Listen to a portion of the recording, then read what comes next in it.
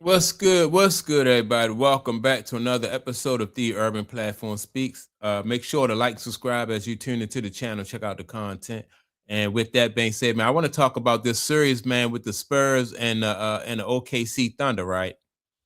And I said previous videos that I don't think that OKC Thunder would be able to beat the Spurs, especially if everybody is healthy. And now that you see like different players, like Dylan Harper is down.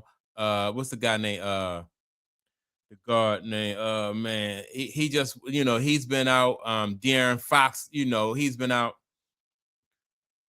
And then you always have to worry about keeping the back of your mind the health of Victor Wembanyama. And this, in my opinion, like this year, the way that OKC is set up, this is the only thing that can save them from the Spurs. Because I think the Spurs have beat them like 6 out of 8 times this year, or 7 out of 9, something like that, right?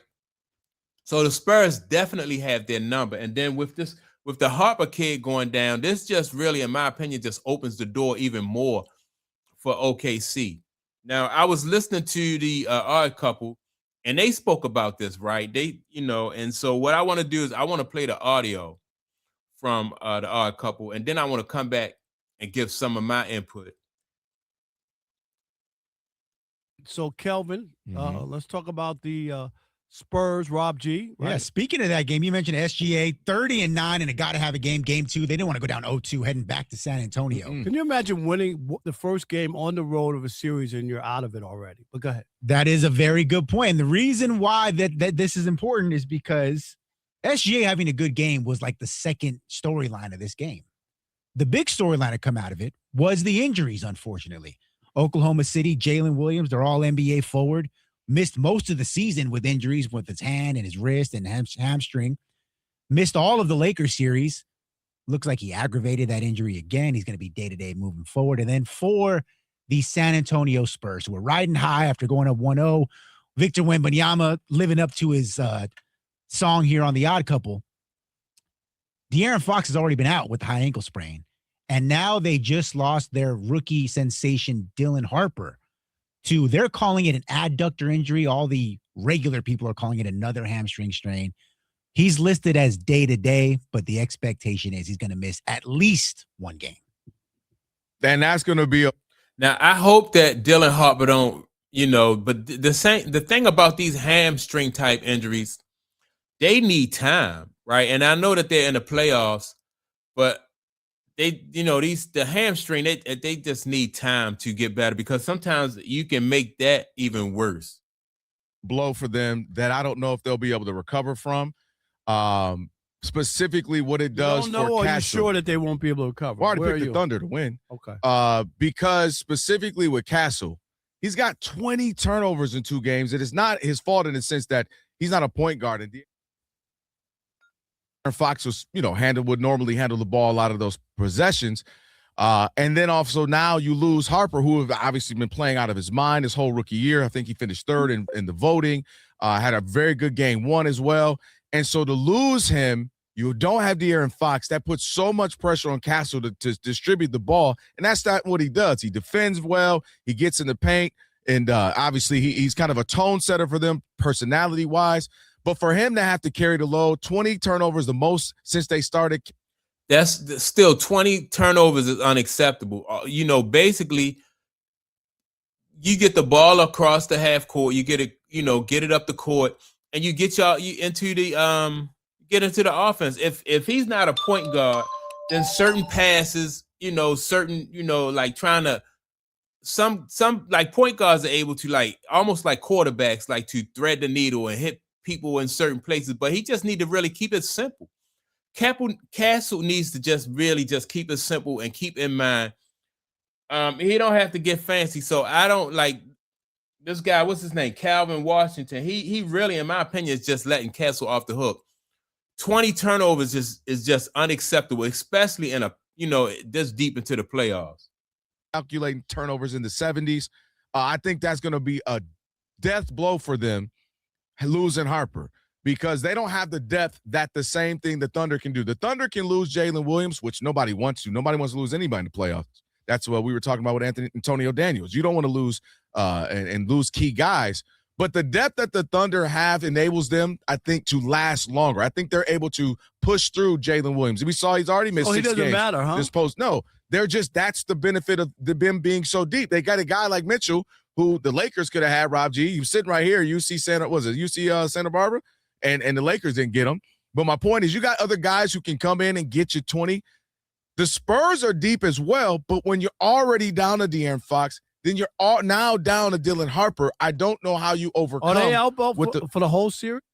I do agree with Calvin Washington on this. Like the Williams guy has been out for most of the season, so the OKC has proved that they can weather that storm and they can play without him. They also at points in times, Shea has been out and OKC has won. So their team is that deep, but the thing about them being that deep, they still don't have an answer for Victor Wembanyama, right? Even, I don't care who's healthy for OKC or who's not healthy for them. They don't have an answer for Victor Wembanyama. But the less support that Victor Wembanyama is getting from De'Aaron Fox and Harper, that means that he has to do more. So if he pressed, and then that may cause him to have foul trouble or even worse, maybe an injury.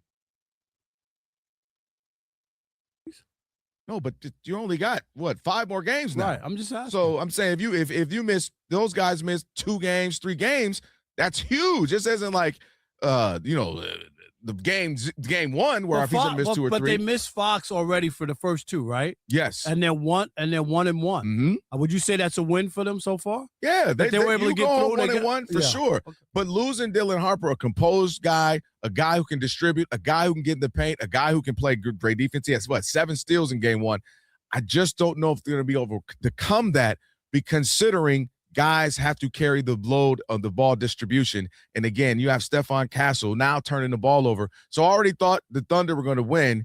I already thought it was going to be a 6-7 game series. So I don't make it like they was going to be an easy period. But now losing these 2 guys, I think that might hurt them. And I think it's going to hurt them. So it's over in 5. 6 max now. I had to go on potentially 7. It's 6 max.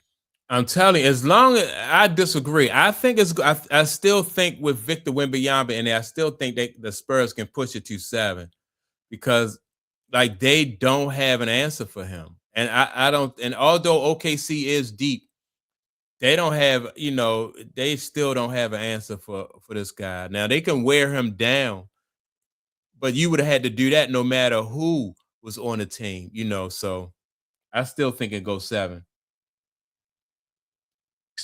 I don't know how. So what's changed if it's 6 or 7? Like you're saying, Max, they lost. I'm saying because 2 guys the guards, what the Thunder do I get that, but I'm saying if you picked 6 or so it's only because 1 I'm game saying difference? I was shaking in my boots with that selection. I get your question. I was shaking in the boots. I'm just saying, it doesn't change that much. I said that when see, and that's why I say Victor Wembanyama has just had that much impact on the team. Whereas though, listen to what Calvin Washington said, right? He said that first he thought it was going to go 7 games. Now that they have Harper out, they have I keep forgetting this guard name, De'Aaron Fox out, right? Now he's saying it's going to go 6 games. That is because of the impact of Victor Wembanyama, I still think that they can. I don't know if they're going to win it, but because I was also picking OKC, but yeah, I don't. I think this is going to be hard for them to overcome. I just think that this just makes the path for OKC to repeat and get a second title. I just think that makes it easier for them. These injuries, depending on how long Harper is out, I think that they can cut down on their turnovers even if De'Aaron Fox don't come back. They have to cut down on them turnovers. Confetti was coming down last year, and we obviously did our show. I said, man, I just don't see the Thunder. I don't who can beat the Thunder. Then we get into this season, the Spurs beat them up, and I'm like, ooh, we had plenty of conversations throughout the season. but I said the Thunder nothing's necessarily happened for them for me to change my pick. So I picked them to win against the Spurs, but I was shaking my boots before the game one, just because the Spurs are that good, Wemby's that good, and had beaten them 4 out of 5 times. So I've gone from shaking in my boots to, okay, now I feel more confident in that selection now. It went from I'm just going to ride with my pick, you know how you pick a pick and I'm just going to ride with it, to now I feel much more comfortable based off the injuries. And I hate that because, you know, you want to see teams battle it out both at full strength. But I just think that's too much guard play, top guys, distributors. Sometimes we talked about it. Sometimes you need someone to set the tone. Sometimes you need guys who can create for others, and losing both. I think in today's NBA where, you know, I think in today's NBA, they'll be able to get away with not having a pure point guard. Years ago, when the point guard had a more prominent role, I think it would have been, I would agree with Calvin Washington. But I think in today's NBA, because when you look at LeBron James, have a ton of, you know, he's has the most turnovers in history. Steph Curry has a ton of, you know, he's a turnover. He's just so lackadaisical with the ball, right? So until they get back to the point where bringing in pure point guards, I think today's NBA, they can still get away with that for right now until, you know, teams get around to cutting these turnovers down, or they want to cut the turnovers down, and then they start bringing in, you know, guys, pure point guards. But De'Aaron Fox, when you look at De'Aaron Fox, he's not a pure point guard either. You know, he's not like a Avery Johnson or a Derek Fisher type point guard, where as though he's gonna protect the ball and set the table and set his, you know, set people up. He's not a Jason Kidd type point guard. He's not Steve Nash or anything like that. So basically, you just have to be smart with the ball right now. If you're the Spurs, you got to be smart with the ball. So that's my take on it. Make sure to like and subscribe. Also, don't forget to leave a comment. And with that being said, man, I'm going to check y'all out in the next video. Peace.